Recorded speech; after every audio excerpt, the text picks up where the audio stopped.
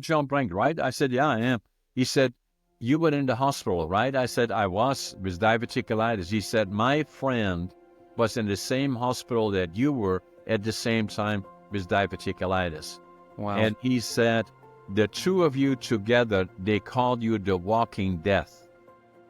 Welcome to today's episode on how I healed my gut. I'm your host, Dane Johnson, and I have got a powerful story for you today. Today we have John Brink, who was diagnosed with a life-threatening case of diverticulitis and actually had to get emergency surgery to save his life the moment he even found out he had diverticulitis, and that was over 20 years ago. But also, this real special thing about John is at the age of 83 years old, he's created a top 1% podcast with 20 million downloads, became a professional bodybuilder after almost losing his life to diverticulitis, wrote 3 books, created his own business, survived growing up in a Nazi-occupied Holland where he had to migrate to Canada. This man has been through it all, and you've got to hear his mindset, how he got results, how he was able to create success in every single manner. And the biggest lesson he's going to show us is how we can get back off our knees even when we have to go through surgeries or extreme gut health issues, and that it's never too late to win. Let's jump into his story and find real results. Happy healing. I'm so excited about today because you have been a man who's walked a very rare path that most people don't walk. You have such a charisma for life, even at the age, you're 84 now? I will be 84 in 10 days. You'll be 84 in 84 years young, right? 84 years young. And you're running marathons, you're eating clean, you're waking up at 5 in the morning. You're excited about tomorrow. You're doing more than most 35-year-olds are doing in their life. Exactly. You've got a top 1% podcast in the world. You've just, how do you do it? I mean, how do you keep it up and say, I'm so excited about tomorrow, when a lot of people, when they get to those later years, they think, I'm done, I'm retired. You know, what gives you that charisma? ADHD. ADHD, I guess in a good way, right? Exactly. And it's I the said, superpower. And I said to you the other day, I said, John, I mean, I wish my pops was like this, like had that charisma. Like I think a lot of us always wish, how do you do it? How do you keep that engine going? Can you give us a few words of advice, or maybe tell us a little about your story of, were you like this in your 20s and 30s? You know, what changed and when did it change? And what are the things looking back that have allowed you to be so charismatic about life and be so successful to really show it's never too late? Attitude, passion, work ethic. What follows is success. And even when I was younger, I already had this, but even today, that's what my employees made for me, is that 2547 is the money I had in my pocket when I came to Prince George in 1965, with the dream of building a lumber mill, which I did and several other ones. But what I always had is attitude, even when I was young, no matter how tough things were, and they were tough because I was born during the Second World War. Wow. Passion, whatever I do, I give it 125%. Work, even today, I'm still the hardest working person that I can find, and all around me is that, as you said, I get up at 5:30 in the morning. I always think I'm late. I always make my bed, and every day to me is a blessing. A lot of us think that that's a way to be overstressed and actually lower our lifespan, but you're now way past the average lifespan in America, and you're still living that way. So contrary to belief around stress that, hey, I'm always thinking I'm late, I'm waking up, I make my bed every day, I'm up at 5:30 in the morning. And I mean, you went through some tough stuff. World War II, coming up in years where, we didn't have the internet. We didn't have a lot of the assets that people my age have. You just had to work that much harder and network that much harder and dream that much bigger, because the American dream, I think, was harder back in the 50s and 60s and 70s than the 2024, right? Because of all the resources we have. Yeah. But then also you get diagnosed with diverticulitis. The doctors tell you there's there's a stricture obstruction there. They've got to do surgery. I mean, you've been through a lot. Right. And so attitude, work ethic, how do you, through all these years, hindsight 2020, if there's any advice you can give to someone who thinks life's over because they got diagnosed, life's over because you lost a few bucks, life's over, how do you look at that? I mean, and what would you give to all those people out there who just feel defeated? Maybe I'm so fortunate because things were so difficult, Dane, in a way. I was born during the Second World War. Things were extremely difficult. We saw far too much we should not have seen. And it was a troubling time. And I probably told you that in my podcast that we did before, is that as young kids, when I was 4.5, 5 years old already, there was no food available. And so with my brother and my sister, 1 year and 2 years older than me, every morning we would go with gunny sacks in the railroad yard, pick up anything edible and burnable. And we did that every day. And the Germans would not shoot us, but they would kick us one, and the following day we'd be back. And then the other part was that, we were liberated by the Canadian Army, April the 12th, 1945. And from that day forward, I was so impressed with the Canadians that liberated us that I always knew from that point forward I would go to the land of my heroes, Canada. And I tried to do that when I was 17, but then was drafted into the Dutch Air Force, and then I won when I was 23.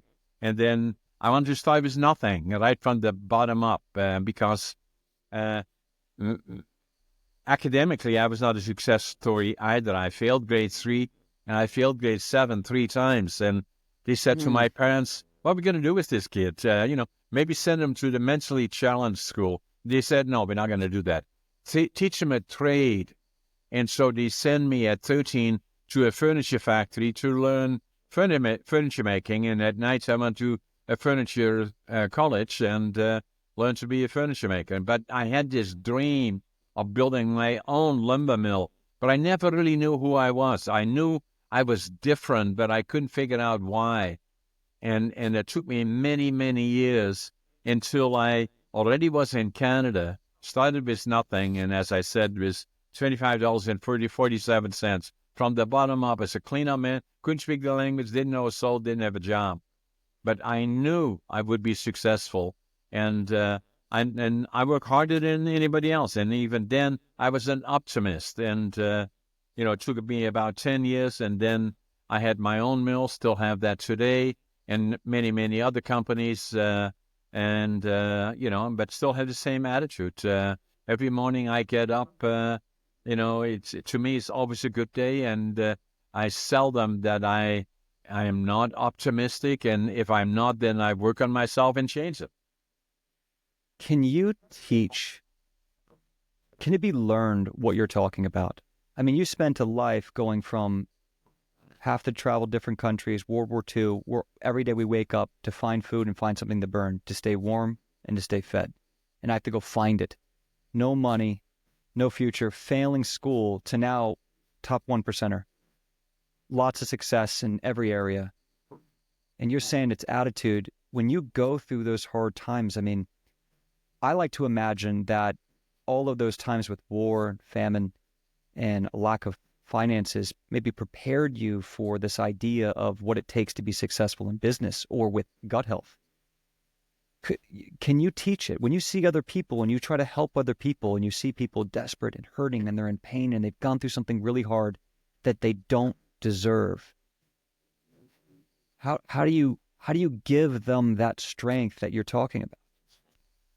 Find out, who am I? What am I? And then create that belief in oneself. You are special. There is only one of you on this whole earth, and that is like you. You are one only, and so you have to believe that.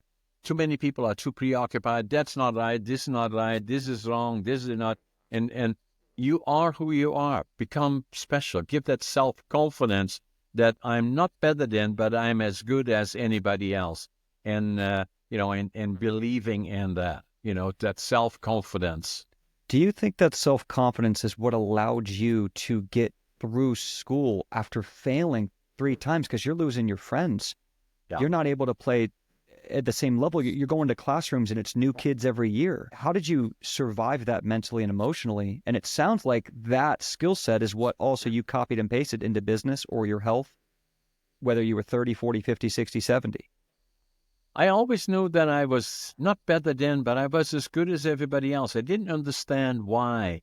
And that's likely, Dane, why I had to my going to Canada was we were liberated by the Canadians, as I said earlier. That became my dream.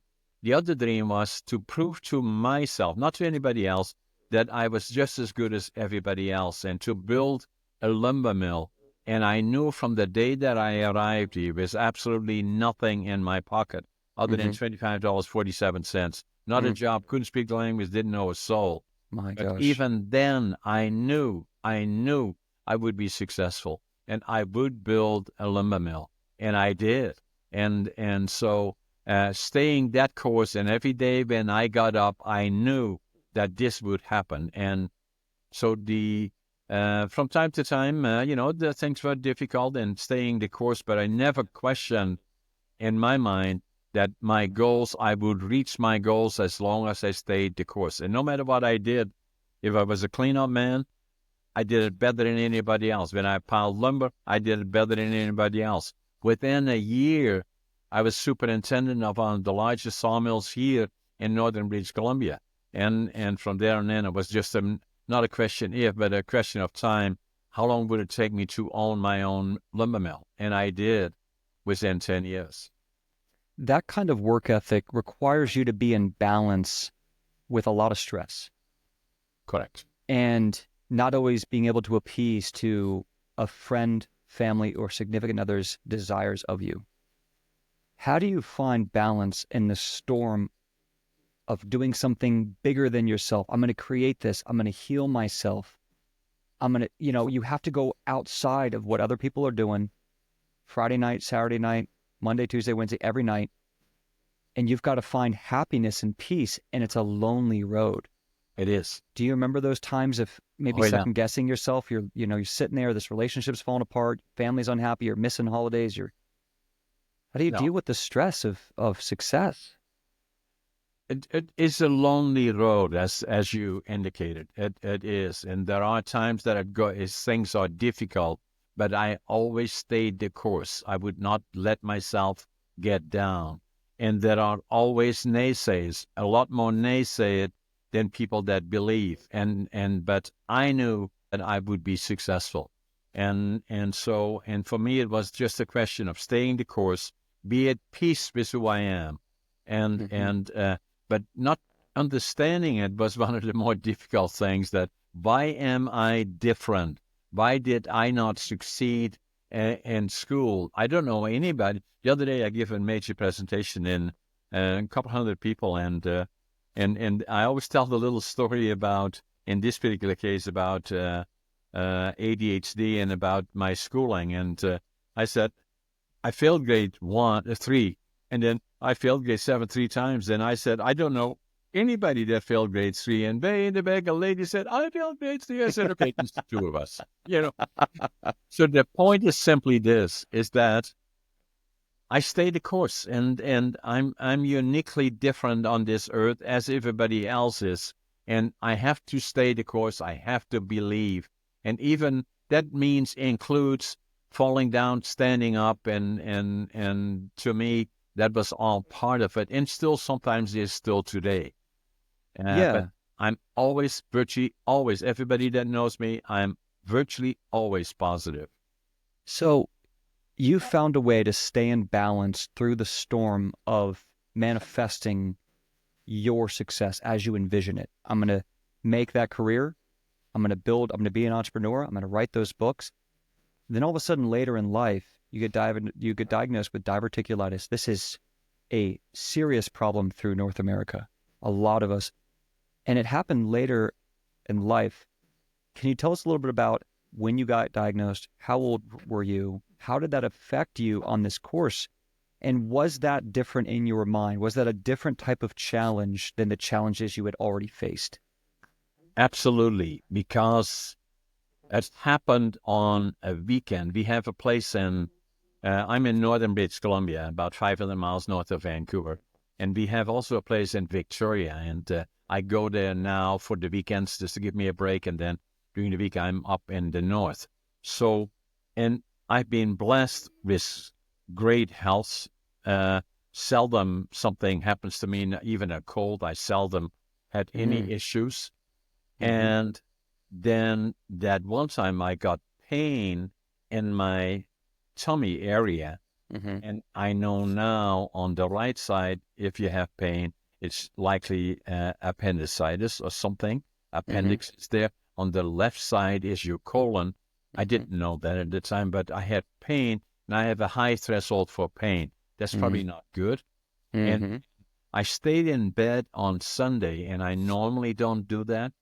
And I had to get back because I always go at 5 in the morning, Monday morning, on my way to Prince George.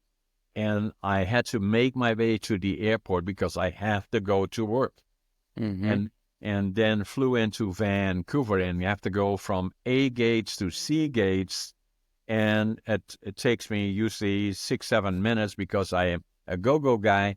It took me 25 minutes, and I was hanging on to the rail on the side because I could not go on my knees. If I did, somebody would call 911. And I could not stay there. In my mind, I had to go to Prince George. So I did. Came in Prince George, extreme pain, and waited for my doc's office, who was a personal friend, but I seldom go down there. And he said, "Why are you here?" I said, "This." He said, "Right now, hospital." So I went to the hospital, and then that evening, when they did the diagnosis, I got an operation. I had a ruptured colon. Wow.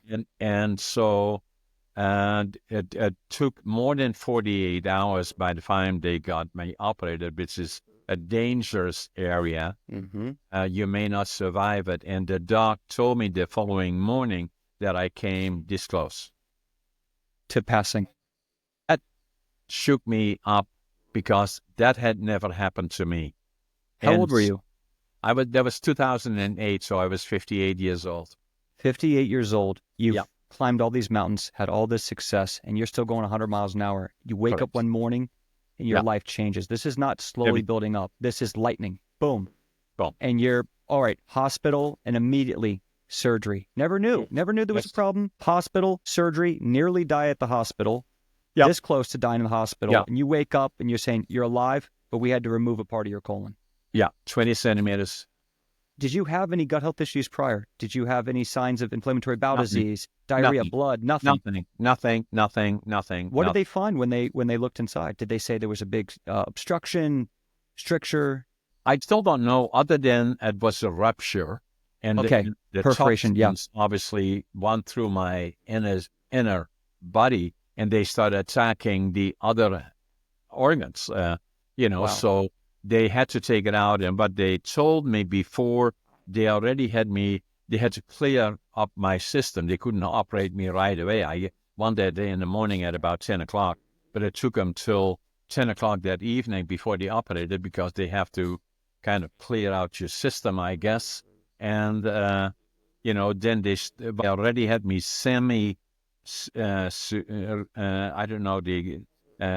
make you ready for an operation.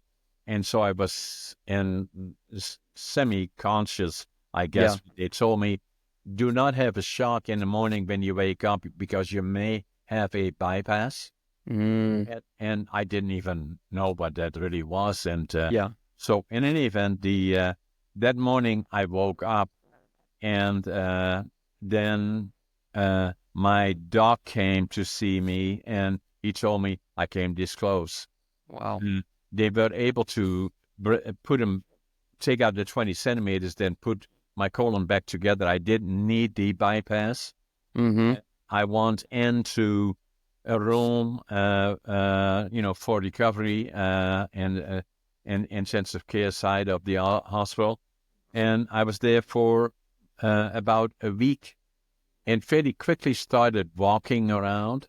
And it was not until a number of weeks later, when I went into a restaurant, that the fellow that owned the restaurant said to me, "Hey, John, you're John Brink, right?" I said, "Yeah, I am."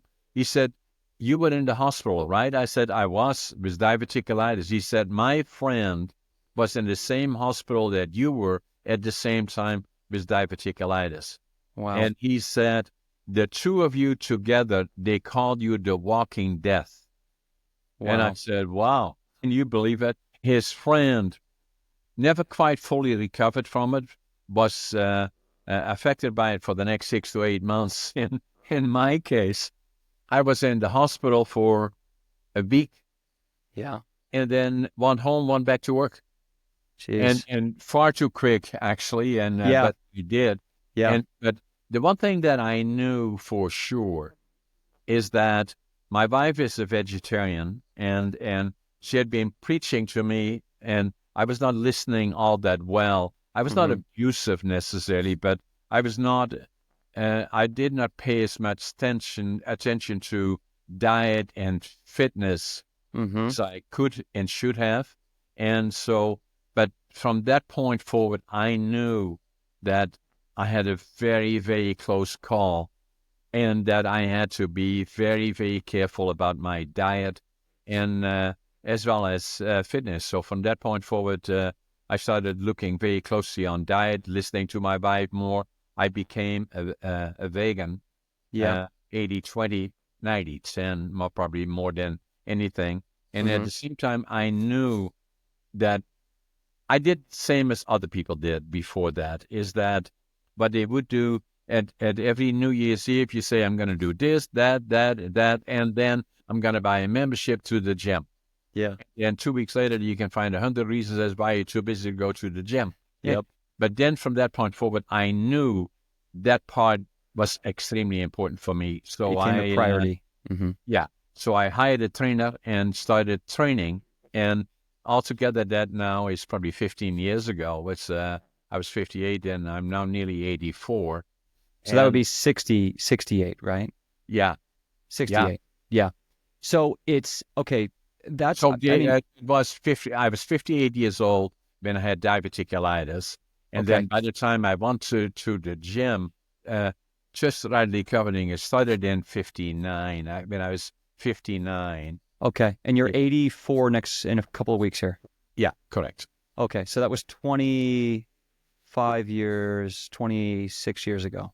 Right. You got diagnosed, right? Right. So, I mean, it's been a long time that you've recovered. And I think what's really interesting about this story is the mindset, how you recovered, and we can all choose whether we're carnivore, we're vegan. I don't think that's the big point. I think the big point is, how did you make healing your number one priority? How did you stay mentally healthy? Because you probably fell behind on all these projects. You had people working for you. You had all these things you had to cancel and move everything on your calendar.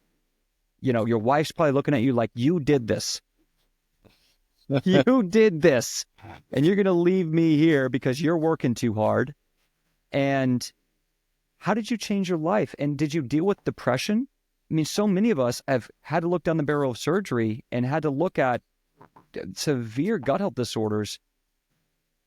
And so I guess that question is, can you first start with the mindset of going through something like that and then getting over it mentally and spiritually? It's one thing physically what you did. Okay, great. But how did you approach that in your mind? You can't walk. You can't leave the hospital. You can't work like you used to. You've got to make drastic changes in your life. And you don't know if being vegan or vegetarian's actually going to work, or you're going to be back in the hospital with a perforation in 3 weeks.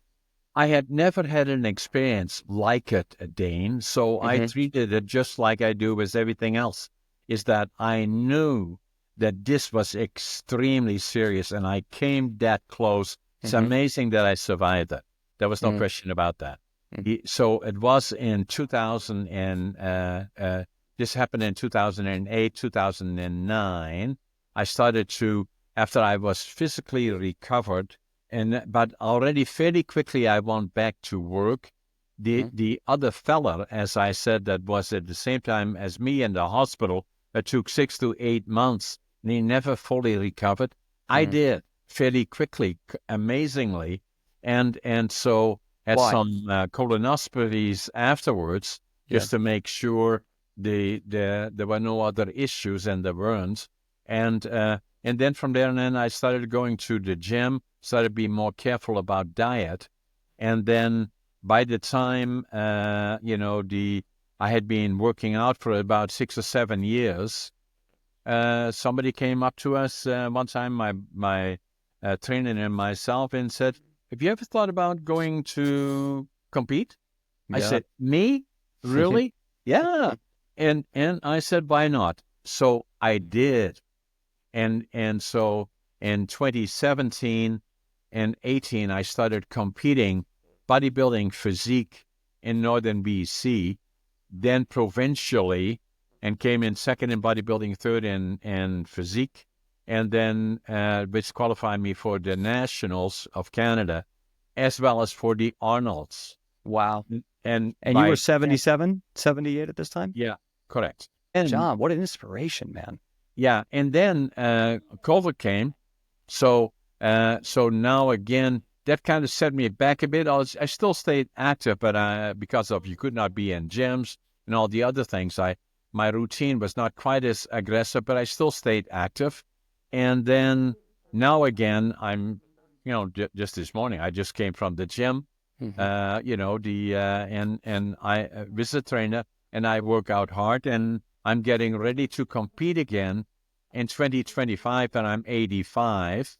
Wow. In the Arnolds, and here is a picture of my book. Yeah. Is at Living Young, Dying Old, John Brink, How to Thrive in Your Mid-80s.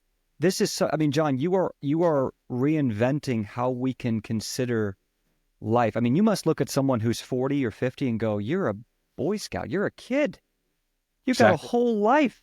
And I love that you're doing this. And that's why I really wanted to come and share your story with everyone, because you got the surgery, you got diverticulitis, you nearly died of a gut health disorder, and you're out here doing competitions at 78, 80 years old, and you're changing lives. You're writing books, you're running podcasts. There was no such thing as the internet when you were in your 30s. No. Now you're performing as one of the top 1% on the internet. I mean, this is insane. I hope everyone is listening right now to John's story and saying, it's never too late. You can do it. Don't make success too complicated. I think, John, that's one of the biggest things I'm hearing from you. You're saying, Dane, it's the same thing. How I built my entrepreneurship career is very similar to how I got over diverticulitis. I just married a plan, and I didn't stray from the course through the ups and downs. I just kept it, and I stayed happy through the storm. Exactly. And that likely is the key more than anything, Dane, is that stay the course. Do not give up, and accept the things that you cannot change. But at the same time, stay fit, stay healthy, diet mentally, physically, and diet extremely important. And then a lot of times now for my wife, she's a vegetarian, but I do the shopping. And a lot of times when I go into the store, I shop. I stay on the outside of the store mainly, and I look at a lot of vegetable, and I don't go much to the inside of the store because it's processed food, and I don't know what is in it. And so that's what we do. And if I plant-based, make sure it's organic and they don't spray it with anything. And those simple things are important for me today. And then the other part, extremely important, I believe, Dane, is staying mentally fit as well. So I was a late bloomer, especially with my writing of the books. The first book that I wrote is this one, Against All Odds. And a lot of people said to me, even when I was already successful, they said, you're so successful, you have to write a book about it. And writing books is not easy. So I for about 20 years, I started, I stopped, I started, I stopped. And then I knew 5-6 years ago, if I don't do it now, it will never happen. So I did. So this book, it took me 80 years to live it, 20 years to think about it, 2 years to write it. And then once I did that, and then the other part that I felt I had to be vocal about it is that by pure coincidence, I found out about ADHD. And I walked into a store and I picked up a book, Driven to Distraction, written by Dr. Halliwell. And when I looked at the book, I still have it, actually. I may have shown it to you at my other studio. I have it always laying there. I wrote inside the book. It was written by Dr. Halliwell in 1993. I bought it in January 1997. And as I looked at the book, I didn't know why I picked it up, and it was all about ADHD. And I said, oh, God, I never heard of ADHD. I know who I am. And so that part had an impact on my life and changed my life. And the more I found out about it, the more I felt I had to share it with others, because there I had been, can you believe it, for all this time, from the time I was 13 and failed in school, Mm-hmm. and then was wondering, who am I?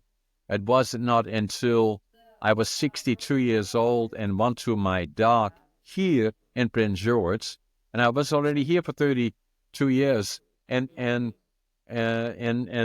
doc said, "Why are you here?" I said, "Well, I think you got ADHD," and I do. And for all those years, from 62 to 13, nearly 50 years, I really didn't know who I was. But Wow. I was always an optimist. I stayed the course. I never gave up, and I did that already from the time that I was young. And you put the hard work in every day, Every which day. matters. I mean, there's a lot of people where we're all saying to ourselves, I've got to be this successful with my health in the next 6 months or I'm a failure. I've got to be this successful with my business in the next 6 months or 8 months or I'm a failure. I've got to do this with my marriage or have these kids. We're putting so much pressure on ourselves. And John, I just think you're such an inspiration and a testament to what is possible. I think there's very few people in this world who can be as bright and optimistic as you said, and at peace with working hard as you for so long. I mean, we got a lot of 30-something, 40-somethings who've, taken a rocket up. But what good is that if you come flying back down at 40 or 50? And what my naturopath professor used to say to me is, he goes, a lot of people sacrifice their health to get rich, and then they spend their riches to get healthy. Yeah, exactly. And it's like, what Very are we well doing? said. We need to look and say, take a second. If you need inspiration, even mentorship from someone like John, I advise you, follow him, listen to his podcast, get involved, because I see it. I mean, this is a secret of mine. I don't tell a lot of people. I love to talk to people who've been down the road. I'm talking way down the road. I see life almost like this path, like a mountainous path. And I love to be around people who've been down that path, and they've gone up there and gone that way, and they've been through this storm and that storm and had to find a cave or fell down it and had to walk back up. I love sitting with people like that. My grandfather was one of those. He was in World War II, and he had to follow the tanks as a guy who had to guard the tank from people going and trying to blow up the tanks. And he was 21 years old, and he might die that day or the next. Yeah. And I'm looking around at modern day at 2015, 2012. I'm going, who are we? What are we talking about? These young men could have died that day. You don't hear them complaining. Like, we have it so easy compared to how life was. Death by, the winters, death by famine, death by disease. We have antibiotics. We have screens. We have internet. We can do business on a cell phone. It's crazy. And I think that you just bring it back for me, and I hope everyone listening, you bring it back to home and you root it and, like, calm down. You have time. You have the rest of your life. You have tomorrow. The sun will rise. Take care of your health. That's your number one priority. If John can do it, you can do it. He failed third grade three times. If he can do it, you can do it. And I love that you're saying, wow, I'm ADHD. Now it's like an epiphany. Now you're optimistic about that, where everyone else is getting depressed about that. Yeah. You're saying, I finally know myself. Let's throw a party. It's a superpower, right? Yeah, you're taking a bad thing and making it good. With this, I have a lot of people. I go to the gym and they say to my trainer, "Who is this guy? What is he doing?" And he said, "Well, he's working hard. That's what he's doing." Well, I go out of my way to go to my gym session because that's my health. If I don't have my health and my fitness, I can't do any of the other things. Yeah. So it is all part of and partial of that package of being reasonably contented, being fit and healthy, and what follows this success. John, let's talk a little bit more. I want to see if I can curiously do some detective work on some of your success after diverticulitis and the surgery.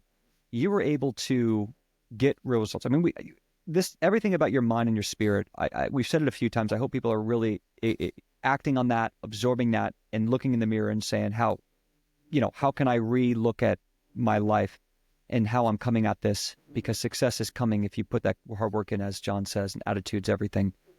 But when you said you recovered fairly quickly, Yeah. do you think it was because maybe, were you a big drinker? Were you a smoker? Were you eating pretty clean already? Do you think, and how much do you think being married and having your wife there was also important in all of this ability to heal?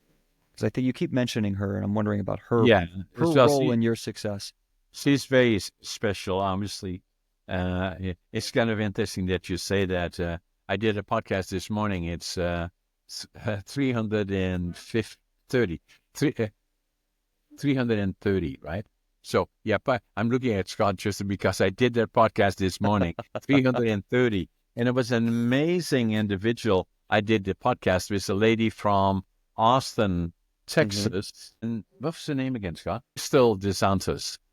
So, and I urge everybody to watch that podcast because it goes about those issues, Dane, is that how important it is relationships and the quality of relationships and the role those play in your life and relationships are never easy necessarily, but the better we understand them, the more we can make them work for us, because if they are not working well, it will affect all the other things. And that's why I wanted to bring it up because, that was just this morning and it was a very, very good podcast. But yeah. And I'm hearing a very similar, when I think about this, I want to give my thoughts to everyone else and how I'm absorbing this information is you're finding answers. When you find an answer, that's it. You just stick with it. You don't overcomplicate it. Like, no. This is my wife. She's very important to my ability to recover from my health, for me able to have my success in my career. You also do the same for her. This is my life partner. And if I can just get in balance with this life partner through thick and thin, it's just going to continue to add to the life I want. And so you've mentioned her a few times that this is just, you just prioritize it and that's that. And you're not budging and you're not faltering. That's your superpower. You don't falter. Yeah. Now, the other part about it, Dane, in all fairness, is that entrepreneurship, like I'm driven in a lot of ways, and it doesn't make it easy on relationships. That's true. And you need that special partner that will accept you for who you are and be supportive, even when sometimes the businesses are demanding on time that you could be spending with your family, and those are some of the things that are part of being successful in entrepreneurship. In a lot of cases, entrepreneurship have been very, very difficult on relationships, and if you can find that relationship where it works, then it can be very, very rewarding, and I've been very fortunate in that sense. Yeah. And I think that's, an important point is just what are the things that are going to matter for the life you actually want, and how do you continue to prioritize them and take consideration and nurture them, because without your wife, do you think, how would recovery have gone? You're over here, you're climbing mountains, 1%er, all of a sudden you wake up, boom, you're in a hospital fighting for your life, getting surgery to remove part of your colon that just, perforated. How do you, without her, could you have healed? Would you even have gotten out of that hospital? Who would have taken care of you? It'd be hard to imagine, and sometimes we take these things for granted, and we have to be aware and sensitive to, the importance of all of that, because you cannot be successful unless you have a life partner that is supportive of the challenges that go with it. And what is, to me, I deal with every day with crisis of some sort or another. That's my life. But that is not necessarily, just not easily come to others necessarily. But to me, it's just a challenge that occurred, and and then we deal with that challenge, and then we go on to the next one. And so for me, it became a question of life, where in a lot of other cases, people would start panicking and all the other things. And, so because that's all kind of, again, part of business. And sometimes you have to find that balance. And so that is a lot of times a challenge. Let's talk a little bit about this vegan lifestyle. You switched up because you had this serious reaction. Your wife is already vegan. She's talking to you and saying, hey, this is the way I would like us both to live. And you're in the hospital. You need to listen to me on this one. How did that transition go with getting enough protein? And how did your body handle all that extra fiber, especially with just going through surgery? Did you find that you could start eating raw foods and that amount of plant food quickly? And did you have any speed bumps or problems, increasing, especially as you get into fitness, right? You need a lot of plant food to get your protein intake up to build muscle. Yeah. How did that go for you, transitioning into vegan after this almost life-threatening battle with diverticulitis? I knew I had to be much more careful about diet in terms of looking forward, what it really means. Mm-hmm. And, so, and it happened more gradual.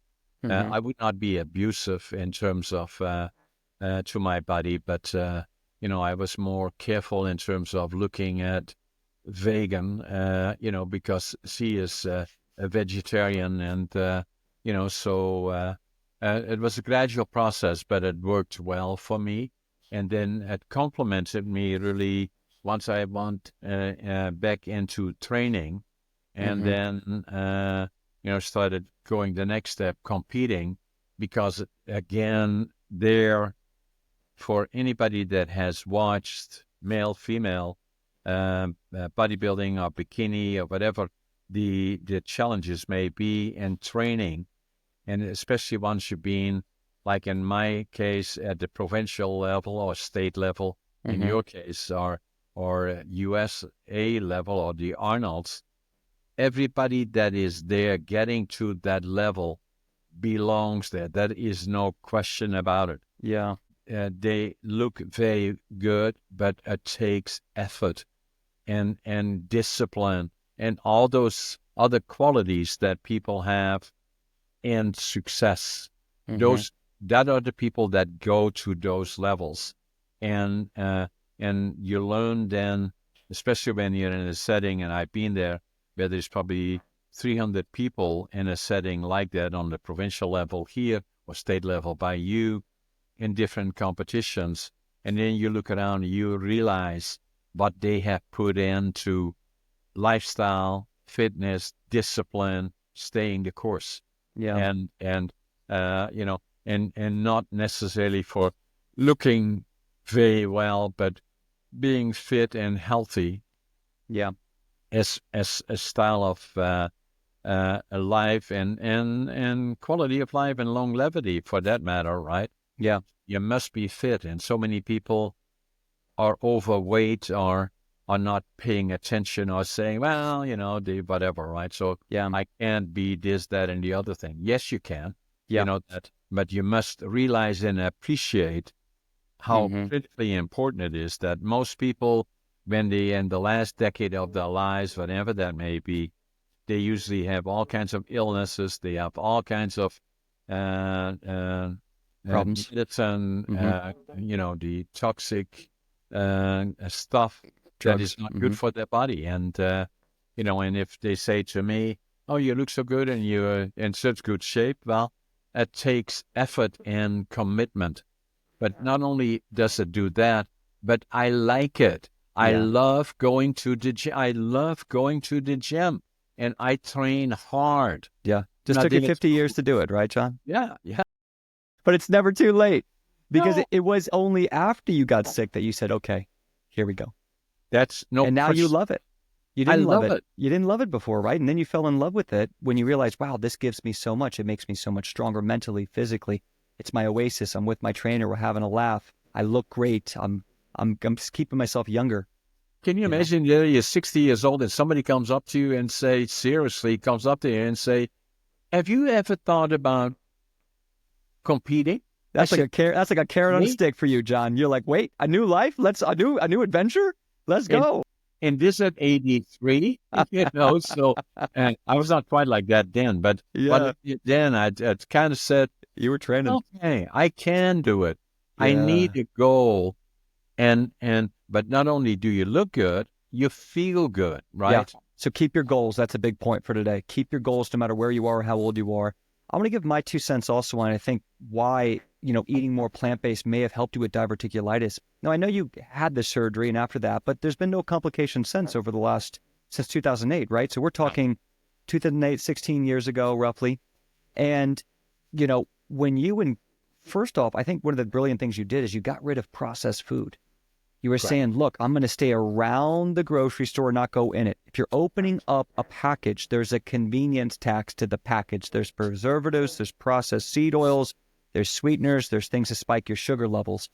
You're staying away from that stuff. You're eating whole food, organic. You're also reducing environmental toxins. You're reducing glyphosate. You're reducing all the stuff. There's spraying herbicides, pesticides that are carcinogenic, block up your liver, clog up your lymphatic system, cause massive problems here. You're cutting all that out. So before everyone judges, oh, that's the perfect diet, look at what he got rid of. That's why I'm like, okay, you're carnivore, you're paleo, you're vegan. First off, just look at what he's getting rid of. He's cleaning all that stuff out. And then fiber, you increase the amount of fiber is nature's binder that cleans the colon. Diverticulitis, you can tend to get stuck food in the pockets of the colon that then becomes inflamed and causes pain. Exactly. You increase the fiber, you clean the colon. His body, he had no complications. He probably had great digestion. He had a strong microbiome. He didn't live on antibiotics like a lot of us did, our 70s and 80s and 90s babies, right? So he had a probably very strong microbiome. He could handle all that fiber, all that plant food, and that just kept his colon nice and clean, normal bowel movements, clean it all out, and that might have helped him greatly with diverticulitis. I've heard a lot of plant-based eaters do very well reversing diverticulitis, but it depends on the upstream problems. It depends on your digestion, depends on your microbiome, depends on your gut lining. But fiber, when done properly, can do a great job of keeping the colon clean, which is a must-do, a secret must-do with diverticulitis. John, I think that's one of the big reasons you've succeeded. And then the other part about it, Dane, is not well understood. It tastes good. It tastes just excellent. I love what I do on my diet. It's not a question, okay, it's just like medicine. It doesn't taste good, but you just have to work your way through it. Yeah. No misery eating. Yeah. Yeah. Well, and when it tastes good, you also said earlier, you worked into it. You didn't just wake up and go, that's it, I'm vegan. That's it, I'm never having a fish again. I'm never having an egg again. You slowly went there over time, and you said 80-20 earlier. So you said, hey, look, I'm eating plants 80, but I'm still getting in some of these animal-based 20%. But even those, I'm going to get rid of glyphosate, I'm going to get rid of inorganic food, I'm going to get rid of processed food, and then I'm going to slowly move and see how I feel over 5 years, 10 years. Guys, John is 84 years old. He's been doing this for 20-some years. You think this is just all 1 year? This is decades of time and experience. So he just made smart pivots and just found a way to get in balance. John, I think your secret superpower is the ability to find balance through the storms, whether it's entrepreneurship or health or marriage or becoming a bodybuilder or just finally sitting down and writing that book and then writing 3 or 4 of them after you took you 20 years to write one. Correct. And I think that's what's special. And you don't have to be a brainiac and have a massive IQ. You've got to believe in yourself first. Believing is seeing. Seeing is not believing. It's believing is seeing. That's the right way. Exactly. And I love it. John, this has been amazing. I just think that we all should have someone, who's been through the past like you, a journeyman, to look and say, what are they saying here? He's not making it complicated. Maybe you're making it too complicated out there, and maybe you need to simplify. Make sure you follow John and check out his podcast, On the Brink. I love it. Check out his books. I'm going to put links to all that below. John, any last words for anyone out there who's listening and resonating and just overwhelmed in life, gut health issues, feels like it's the end? What would be your last words of advice to him? Attitude, passion, work ethic, what will follow, guaranteed, is success. Hey, thanks so much for checking out our content. And if you liked it, please like, subscribe, and share. It greatly helps us out. And if you need personal help with IBD, IBS, or your gut health, you can go ahead and schedule a session with our team to deep dive on your case and your needs and how we can get real results. I'll put a link right around here or below. And just remember that you're not alone. Please reach out and connect. We can do this, but more importantly, we can do it together. Happy healing.